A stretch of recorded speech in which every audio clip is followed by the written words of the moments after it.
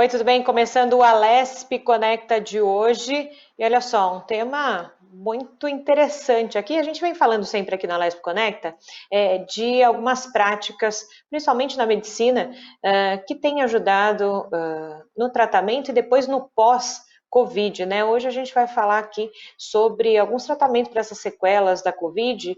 Hoje o assunto por aqui é acupuntura. E eu converso agora com o Dr. Luciano Curucci, ele que é ginecologista, mas também acupunturista, especialista em dor e diretor do Colégio Médico de Acupuntura aqui de São Paulo. Doutor Luciano, bem-vindo à Alesp Conecta. Tudo bem com o senhor? Obrigado pelo convite, tudo bem. Doutora, falei agora aqui, né?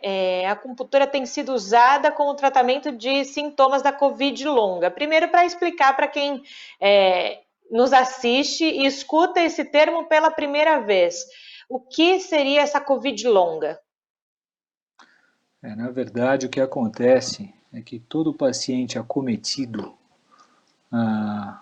pela Covid, pelo vírus do Covid-19, pelo SARS-CoV-2, ele pode, no momento da manifestação da doença, apresentar alguns sintomas.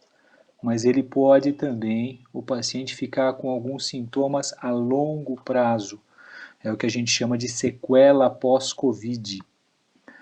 E esses sintomas podem ser desde origem física, como uma dor de cabeça, uma cefaleia crônica que pode se instalar, uma fraqueza muscular, ou também sintomas emocionais, né, principalmente relacionados com ansiedade, depressão, que a doença pode deixar no paciente. Doutor, como então, nós estamos falando, por exemplo, né? Agora estamos falando sobre a acupuntura, que é uma prática, né? Como ela então ajuda a amenizar então essas questões? A acupuntura, ela sempre vai ser um tratamento adjuvante ao tratamento convencional.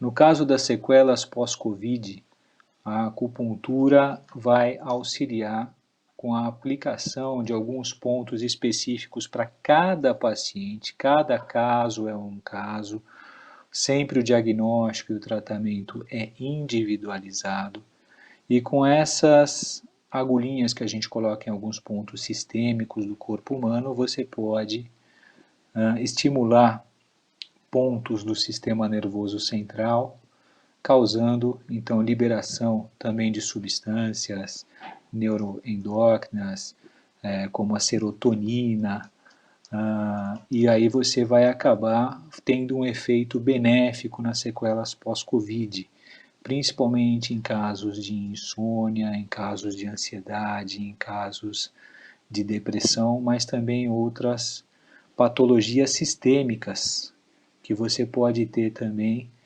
e dolorosas, né? Então, o caso da cefaleia, tem muito paciente também que pode ter palpitação e taquicardia como sequela pós-Covid, alterações gastrointestinais também, com queimação, refluxo gastroesofágico e até uma diarreia crônica. A acupuntura sempre busca um equilíbrio do organismo, então a tendência é sempre normalizar as funções do organismo e melhorando os sintomas de sequelas pós-Covid. Isso é bem interessante, doutor, porque às vezes as pessoas imaginam que no pós-Covid, o pós-Covid sejam alguns dias, né? E justamente até nessa publicação do The Lancet, falando, né, sobre essa questão, você pode chegar ali a 6 meses, não é, doutor? É muito tempo, né? Recentemente, um amigo também que foi acometido pela Covid, fala que até agora ele sente, dia sim, dia não, dor de cabeça, que é um dos Exatamente. reflexos também, não é? Então, assim, é um tratamento complementar, mas é um tratamento que me parece ser, assim, analgésico, né, desse pós, desse sentir o pós, né, os aspectos do pós-pandemia, não, pós-Covid. Exatamente. É igual você citou até esse trabalho do Lancet que saiu em janeiro desse ano, né? Uhum. Com vários sintomas de sequelas pós-Covid. e é pelo menos 6 meses, mas tem casos que estão se prolongando há muito tempo. No caso específico da cefaleia, igual você mencionou, eu tenho pacientes que tiveram a infecção por Covid em agosto de 2020. Desde então tiveram sequelas de cefaleia. A gente vem tratando junto com medicações de tratamento neurológico convencional para cefaleia, e a gente acrescenta a acupuntura. A gente vem fazendo nesses pacientes, em algum caso específico, de 3 em 3 dias, por exemplo, 2 vezes por semana, toda segunda e quinta-feira, fazendo sessões de acupuntura, onde o paciente melhora. Melhora e depois de 3, 4 dias volta a dor de cabeça, volta a ter crises de cefaleia. Normalmente esses pacientes estão apresentando uma cefaleia tipo em aperto, em região frontal e temporal. E aí depois de um tempo a gente teve um sucesso de tratamento, onde 3 meses após o paciente não teve mais essa cefaleia. E esse mesmo paciente depois foi aplicado a primeira e segunda dose da vacinação, e após a vacinação voltaram a ter sintomas também de cefaleia após vacinação. E aí voltamos a fazer o tratamento e persistiram essas dores de cabeça por 2 meses mesmo com o tratamento. Então, alguns casos onde você obtém uma melhora a curto prazo, esse curto prazo não está sendo tão curto prazo. As pessoas estão ficando com uma enxaqueca crônica, uma cefaleia crônica, na verdade. Mas a acupuntura vem auxiliando junto com o tratamento convencional, e depois de 2 meses a gente já obtém sucesso. Doutor, o senhor tocou num ponto interessante. Lá no início, claro que também a comunidade médica e científica foi entendendo esse processo da Covid também ao longo das semanas e continua entendendo esses processos, por isso que as pesquisas também não param, principalmente nessa questão de pós-Covid. Não é, o senhor falou, se imaginava uma situação e ela se apresentou outra, né? O senhor acredita que há alguma correlação que possa ter de prolongar esses sintomas pós-Covid com as novas variantes? É uma possibilidade? Há algum tipo de possibilidade? Vocês na comunidade médica já sentem alguma informação sobre isso? Exatamente. Primeiramente, o Covid é uma doença que a gente está conhecendo.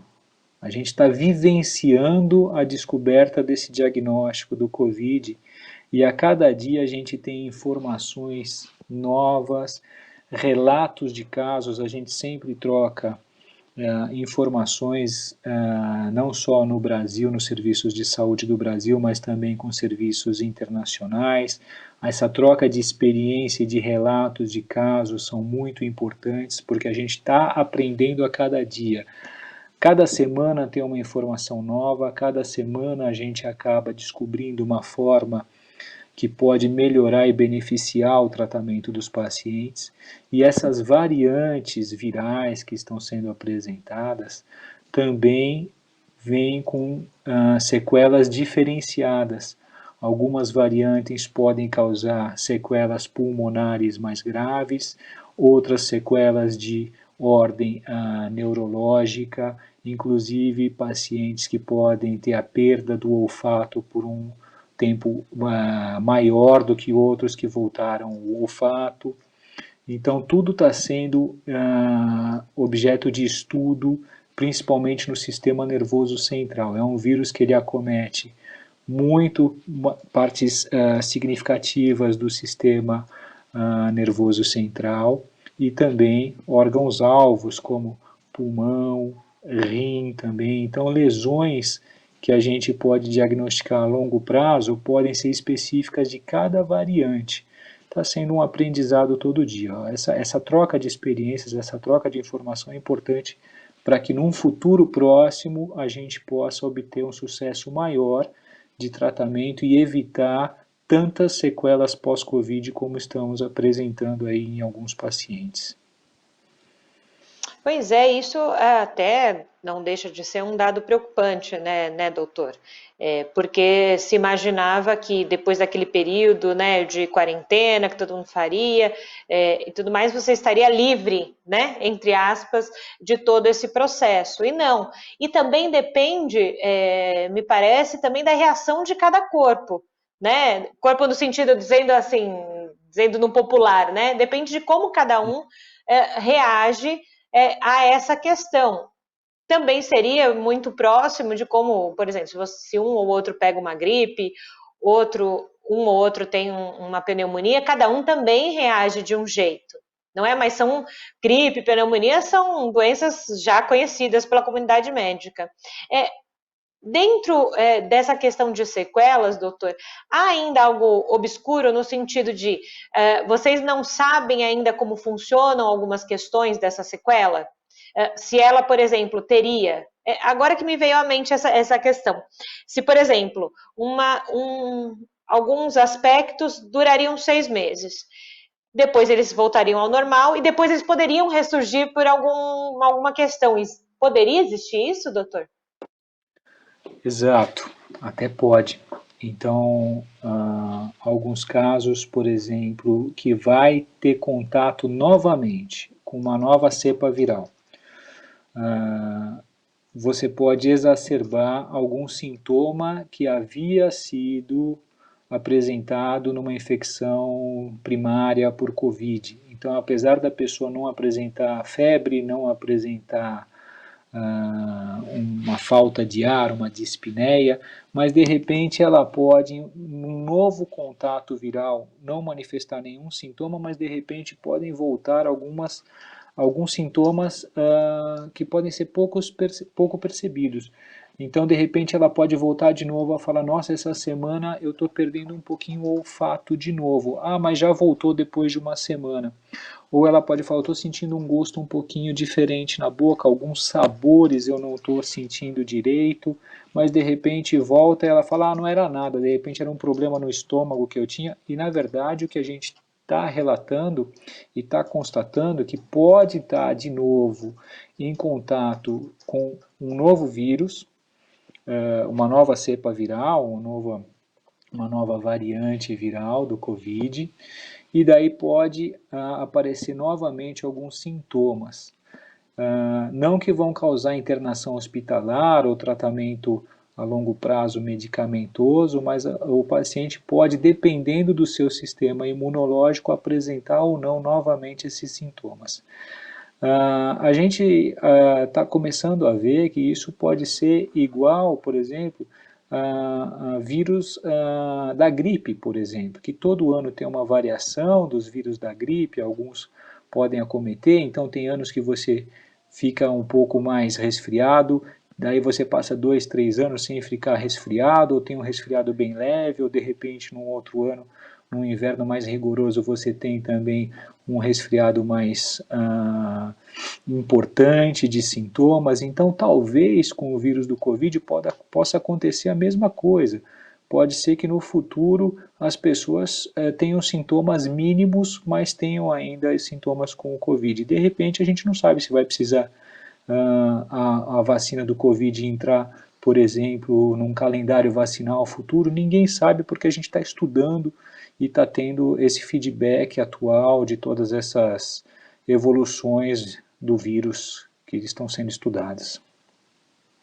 Nós estamos falando aqui sobre o uso da acupuntura também nessas sequelas, mas claro que a gente compila aí várias informações e o senhor debruçado sobre o assunto também nos ajuda, não é?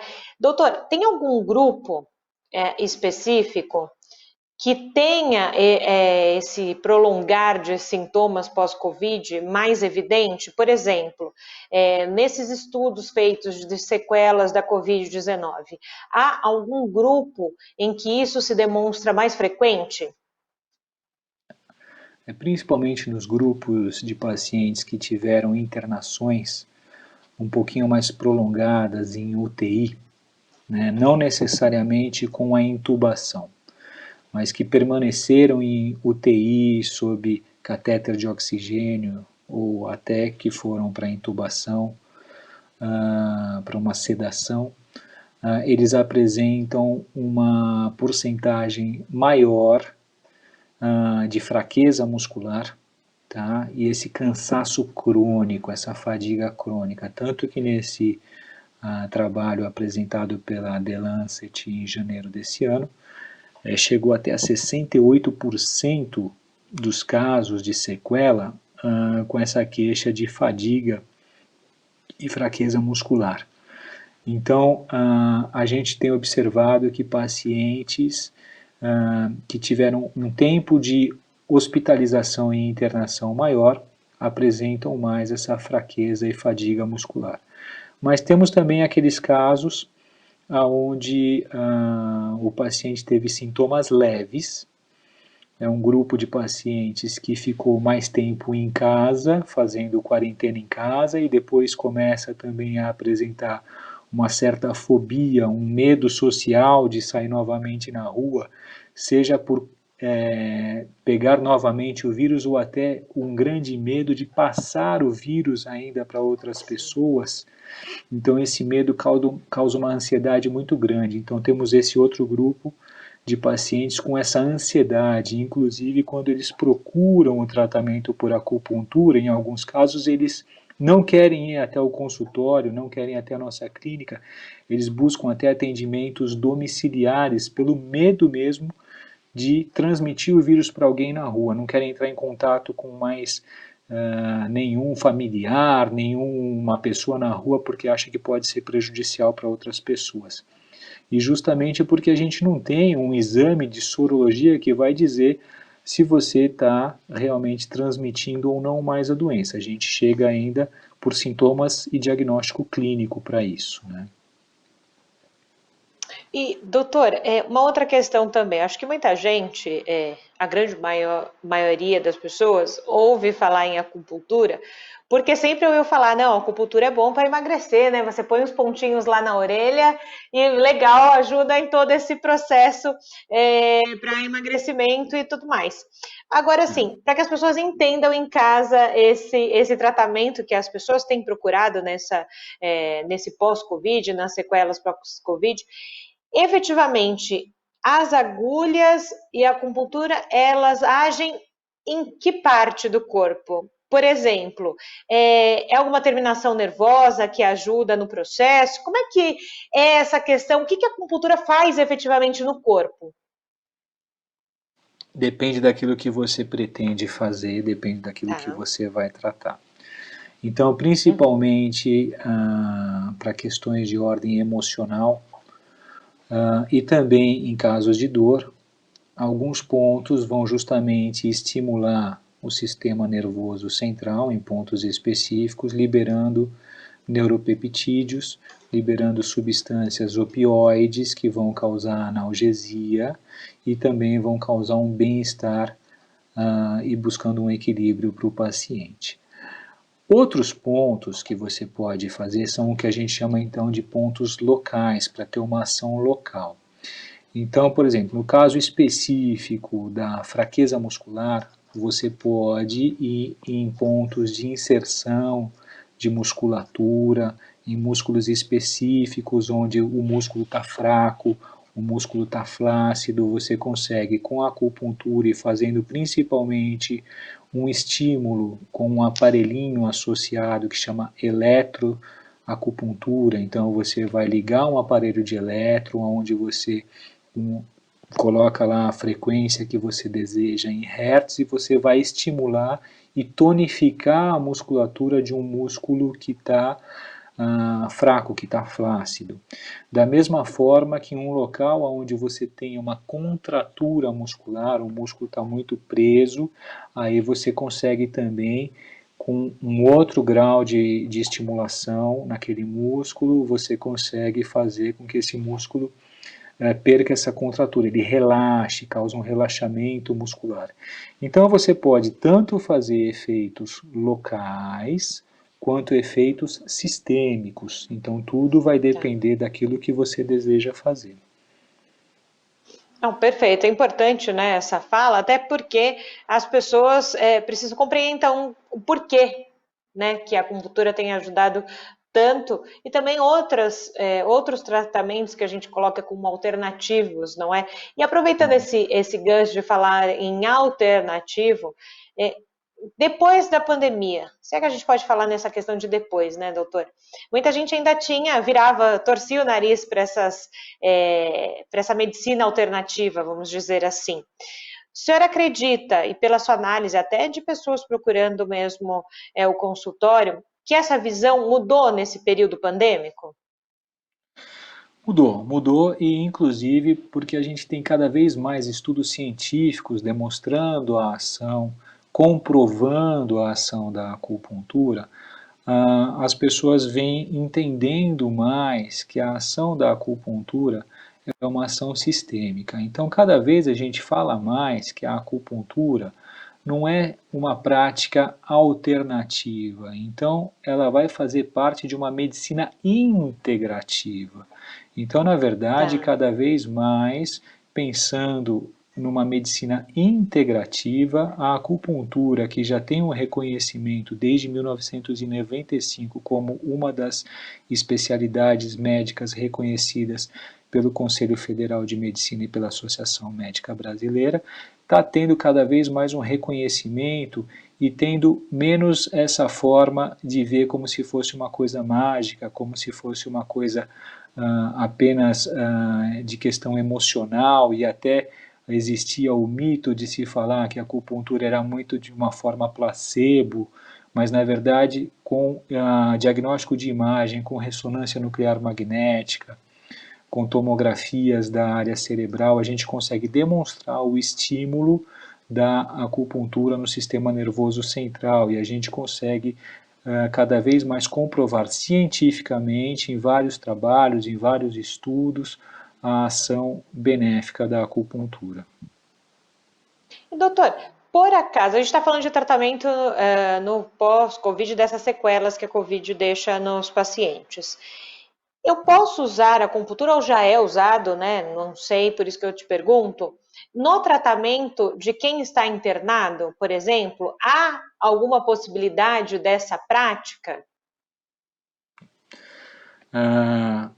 Sim, mas dependendo do serviço hospitalar, permitir a entrada e agregar a entrada do tratamento de acupuntura ao tratamento convencional que venha sendo feito ao paciente, mas é importante também dizer que a acupuntura não vai ser o tratamento que vai diminuir carga viral, que vai diminuir qualquer problema da infecção viral pelo Covid-19. A gente vai melhorar alguns sintomas, alguns padrões, né? E principalmente quando está instalada a fase inflamatória do Covid-19, nessa não é interessante a gente atuar com a acupuntura, e sim com o tratamento Tá. da medicina convencional. Mas o que a gente pode fazer, por exemplo, um paciente que já saiu dessa fase inflamatória, ele ainda está hospitalizado, às vezes com um pouquinho de falta de ar, de dispneia, insônia, um cansaço, um certo desconforto torácico, até dores articulares também é muito importante, né? Tem pacientes também que apresentam zumbido, também como sequela pós-Covid, então a gente já pode começar nesses casos, numa reabilitação ainda com o paciente internado, mas saiu daquela fase inflamatória do Covid, e ele já está tendo um progresso numa reabilitação, aí sim a acupuntura pode e até deve já ser instalada, mesmo no ambiente hospitalar.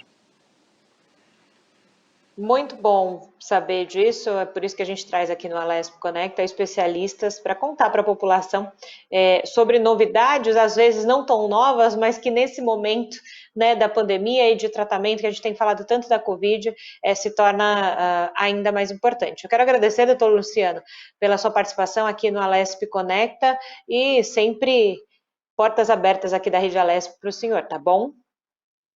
Eu agradeço mais uma vez o convite, dizendo que realmente o Colégio Médico de Acupuntura do Estado de São Paulo está sempre de portas abertas aí para a LESP, temos essa porta sempre disponível e me coloco também Sim. como diretor do Colégio Médico de Acupuntura, sempre à disposição de vocês para o que precisar. É Tá isso aí. certo, doutor, muito obrigada, viu? E você que está em casa já sabe, né? Para rever o nosso programa é fácil, é só ir lá, ir ao nosso canal do YouTube. Eu fico por aqui e a gente se encontra, claro, na programação da Rede Alesp. Tchau!